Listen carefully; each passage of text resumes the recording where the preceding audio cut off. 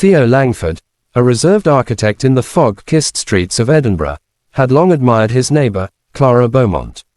At 34, Clara was a vision of quiet elegance, her chestnut waves framing a face dusted with freckles like stars on a twilight sky, and eyes the hue of heather fields after rain. She tended the antiquarian bookshop on the corner of the Georgian Terrace, where leather-bound tomes whispered forgotten romances to passers-by. Theo, with his ink-stained fingers and blueprints of unbuilt dreams, shared her building's creaking stairs, a murmured, "Good morning," over tea-stained mugs, a shared laugh when the lift groaned like an old friend. He sketched her in stolen moments, Clara amid shelves, her laughter a curve of light in his otherwise shadowed days. What if lingered in his mind, unspoken as the city's mist. It shattered on a rain-lashed November eve. Theo trudged home from the office, portfolio sodden under his wool coat, visions of vaulted spires dissolving in the downpour. The lobby's gas lamps flickered as he shook off droplets, only to hear a sharp gasp from the stairs. Clara descended, arms laden with a satchel of first editions, her sensible heels treacherous on the slick marble. She slipped, time slowed as her ankle buckled with a sickening twist, books tumbling like fallen leaves. She crumpled, biting back a cry, her hand clutching the banister like a lifeline. Theo was there in an instant, dropping to his knees, his coat a makeshift pillow. "Clara, hold on, I've got you." He dialed for an ambulance, his voice steady despite the thunder in his chest, cradling her as rain drummed the windows. Her face paled to porcelain, lips parting in a pained whisper, "Because of you." The words hung, fragile as spider silk. What? Because of me? Panic clawed him. Had he left the stair light off? Spilled something? The paramedics arrived, efficient shadows, strapping her ankle as the siren wailed into the night. In the ambulance's sterile glow, Theo gripped her hand, rain-slicked streets blurring past. "Why? Clara, tell me, please." She turned to the window, where Edinburgh's spires pierced the gloom like questions unanswered. Tears traced silent paths down her cheeks, mingling with the patter on glass. "Because you never asked," she breathed, voice frayed as an old bookmark. And then, in the judder of the vehicle, her truth unraveled, a tapestry of longing woven with sorrow's threads. It began a year prior, after her father's passing left her adrift in echoes of his library. Clara had shouldered the shop alone, debts mounting like autumn frost, her days a blur of dusty volumes and hollow evenings. Then came the diagnosis: leukemia, insidious and unyielding, sapping her vitality in quiet thefts. Doctors warned. Stress hastened its grip. And Theo, he was her unintended harbor. Each hallway glance, a spark in her dimming world.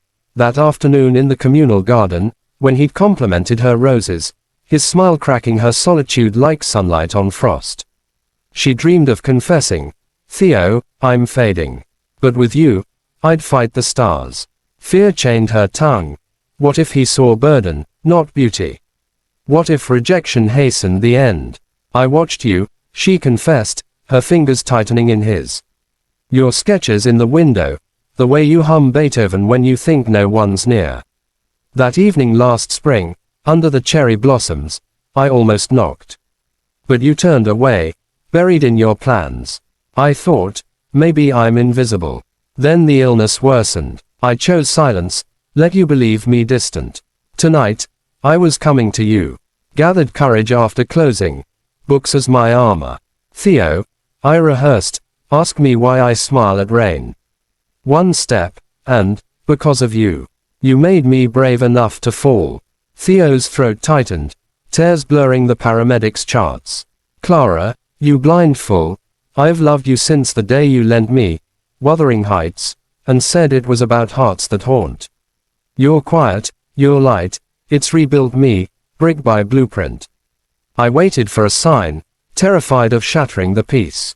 Forgive me for not asking why sooner." In the hospital's hushed ward, under fluorescent halos, he stayed, fetching chamomile from the canteen, reading poetry from her satchel until dawn. Her ankle mended with a cast like a lover's bracelet, but her spirit. that healed in whispers and touches, Theo's hand a constant anchor. Weeks blurred into winter's thaw. Edinburgh stirred with crocuses as Theo coaxed Clara home, their flats merging like chapters in a novel, his drafting table beside her reading nook, blueprints entwined with bookmarks.